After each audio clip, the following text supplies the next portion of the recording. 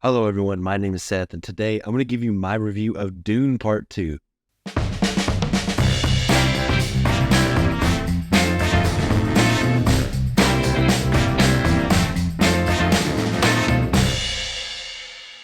So, if you saw my review of Dune Part 1, I watched that about a year ago. I got about halfway through, and I wasn't the biggest fan of it. But with Dune Part 2 coming out, I wanted to give it another shot. And I'm glad that I did. I don't know what was wrong with me the first time, but I ended up really liking it the second time. And that made me so much more excited for Dune Part 2. And so this past weekend, I finally got to go out and see it. And let me tell you, it was an experience. But before I go any farther, go ahead and like this video, hit subscribe, and hit the bell icon so you never miss a video. I'm not going to bury the lead here at all. This movie is incredible. I really, really enjoyed it. It is incredibly well made from top to bottom. And honestly, I think it's going to get quite a few Oscar nominations come next year's Oscars. There's so much here. I don't even know exactly where to start. I guess one thing we can start with is the story. The story here picks up just about right when the first one ends. And if you didn't see the first one, you'll definitely have some catching up to do. There'll definitely be characters and some background and storylines that you're not familiar with, and it'll take a lot to kind of get into it. And I think a good thing is, in Dune Part 2, if for some reason you haven't seen the first one, they do such a good job with the characters and kind of helping you understand where they are and who these characters are that you could probably still get it. You might be completely lost to begin with, but throughout the film, I think you'll start to understand. And I think that's just a testament to how well written and performed these characters and this story is. But in this story, we see Paul trying to learn the ways of the desert, but also dealing with the Harkonnens while also dealing with this prophecy and those who believe in it and believe that he is the chosen one. He is the Messiah that they were looking for. This story is big and epic, and it deals with a lot of different people and factions, but they do it so well. I don't think you ever get lost in anything that they're trying to do here. They don't overwhelm you with information at all. And this story is so intriguing to me, and based off of watching these two films, I can totally understand how adapting these books are incredibly difficult. I've never read the books. I don't know anything about the books. From my estimation, though, I think they did an incredible job with the adaptation. I just can't believe they could have adapted this any better. There's nothing in this film that I would cut out. There is nothing that I wish they would have added to this film.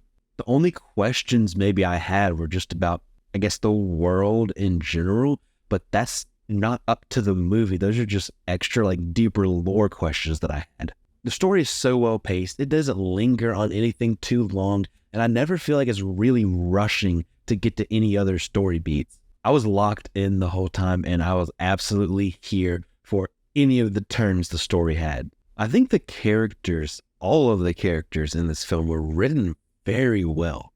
Just about all of the characters that we really spend time with and that we get to focus on have depth, at least to some degree. And I think the character progression for all of these main characters is very well thought out and very well paced. The way they've written these characters, it almost feels like even the side characters could have a whole story, a whole movie about them.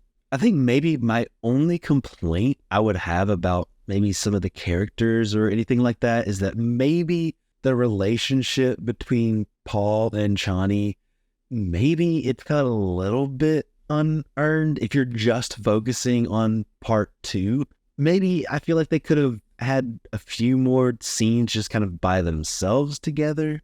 But you get kind of that relationship a little bit in the first one with Paul having those visions. You got to tell they're being pulled together even before they meet. So looking at the two as a whole, it works. But I think solely if you're focused on Dune Part 2, maybe that relationship is just a teeny tiny bit unearned. But again, that's just a nitpick. That's not a deal breaker at all. It's just, I'm trying to find something about this film to criticize instead of just sitting here and praising it for 10 minutes straight. Don't get mad at me. I'm trying to do my job as a film critic. But the performances in this film from everybody was outstanding. This may or may not be a surprise to you, but once again, Timothée Chalamet is absolutely incredible in this. What he does with this character and where he gets to go is just so special.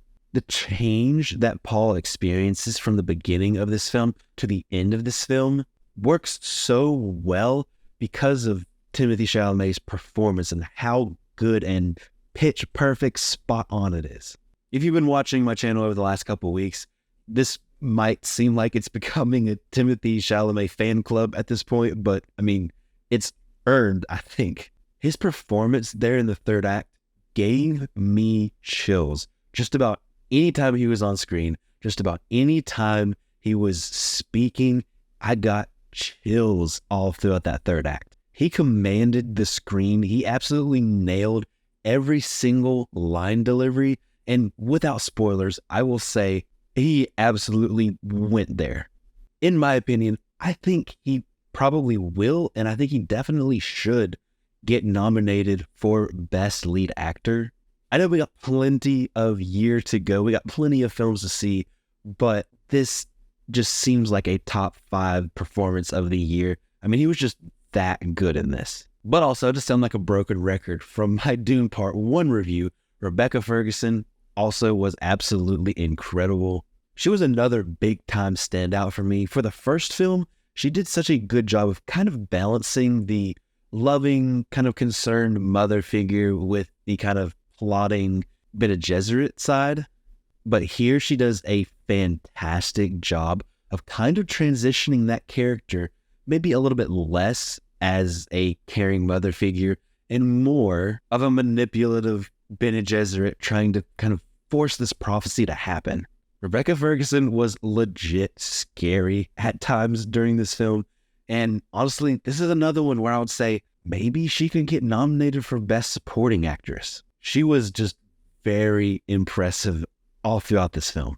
Javier Bardem was good. I'm so glad we got more of him and more of his character in this film. His character gave us a little bit of comedic relief. There was definitely more of that in this film that we didn't necessarily get in the first one, but I think it fits, it works, and it doesn't feel forced in or anything. It just feels like that's the character and it makes sense. It felt natural and I think it was very much appreciated. He also had a very sincere performance. He is one of the ones who immediately believes that Paul is the Messiah that they've been looking for, they've been waiting for.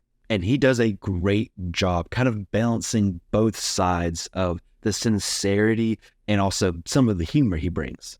Austin Butler gave my favorite performance of a couple years ago when he was in Elvis. I thought he should have won Best Actor over Brendan Fraser. Both are incredible, but I absolutely loved Austin Butler. Seeing him in Elvis was the first thing I've seen him in, and I was super excited to see where his career just continues to go.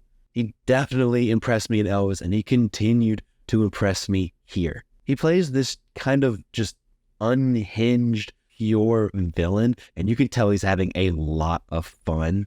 His character's a little bit one-dimensional, but that one dimension is really intriguing and really interesting, and Austin Butler does an incredible job of portraying that. I absolutely loved every single second he was on screen.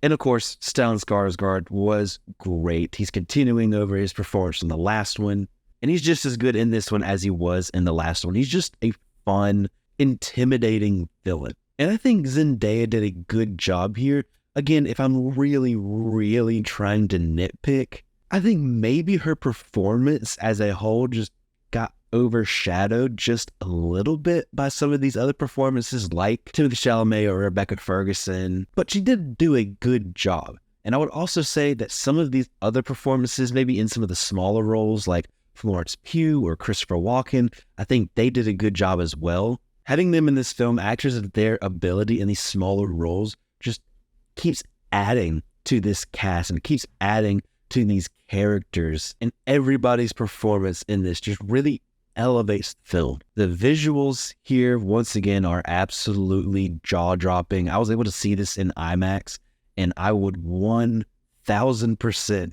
recommend you see in IMAX if you have the opportunity. Like I said with the first one, you can pause at just about any moment, take a frame, and it would be a great phone or computer wallpaper or background. I think one of the biggest compliments I can give this film on its visuals is that somehow they managed to make sand exciting and interesting. This movie could have very, very easily got boring visually, being in the same location for a majority of the film, but they managed to use different tones and different locations to really mix it up. Another thing that stood out to me visually that I just thought was so incredibly cool was the Harkonnen planet. I'm assuming it's described that way in the book, but this has a black sun and it kind of like almost inverts everything. Everything's in like black and white. Even like the fireworks are like inverted and like it just looks kind of like ink explosions in the sky. If it was described like that in the book, then I can imagine the incredibly difficult time they had trying to visualize how this is going to look on film. I think they did a great job. That was one of my favorite sequences, especially just because of how it looked. The CGI here was absolutely fantastic. It was great. No complaints here really at all. This is absolutely going to get nominated for Best Visual Effects at the Oscars.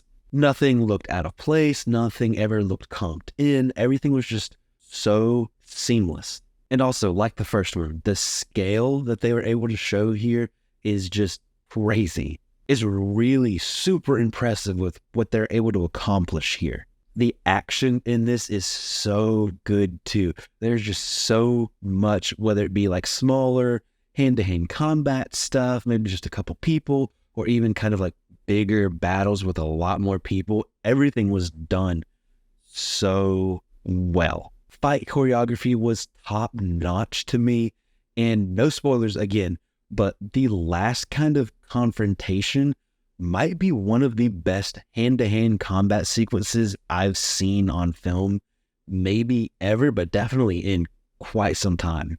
It's just so fast and aggressive and everybody really commits. I literally had that fight sequence just kind of replaying in my head over and over again. So yeah, the movie's really good. If you haven't guessed it already, I really enjoyed it. I don't know what is going to top it this year.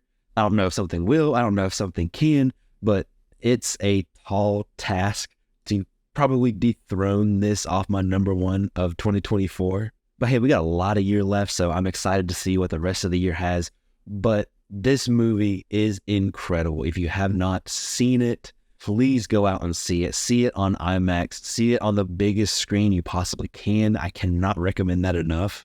I was really struggling to come up with things that I didn't like about the movie. Anything that was negative I said in this review was really just small nitpicks. I saw this with one of my friends, and on the ride home from the theater, we both were just saying, what's wrong with this film? Like, we were really trying to think hard. It's like, what is something that's a negative that we can say? And we couldn't really come up with anything. Everything from the story to the visuals to the performances to the action was just all great. This is absolutely an experience. This left me energized after walking out of the theater. I truly believe this is going to get nominated for a lot of Oscars, and I think it probably will win quite a few of those as well. Is this necessarily a perfect movie? I don't know. I don't necessarily think maybe there is like a perfect movie, but I don't have any other choice but to give this a 5 out of 5. But that's it. That's my review of Dune Part 2. Have you seen this film? Let me know what you thought in the comment section down below. I would absolutely love to have a conversation with you about it. I need to talk about this movie with more people. Don't forget to like this video, hit subscribe, and hit the bell icon so you never miss a video. Thank you so much for watching. I really appreciate it. You can follow me on social media pretty much anywhere at CinemaSeth, and I'll see you next time.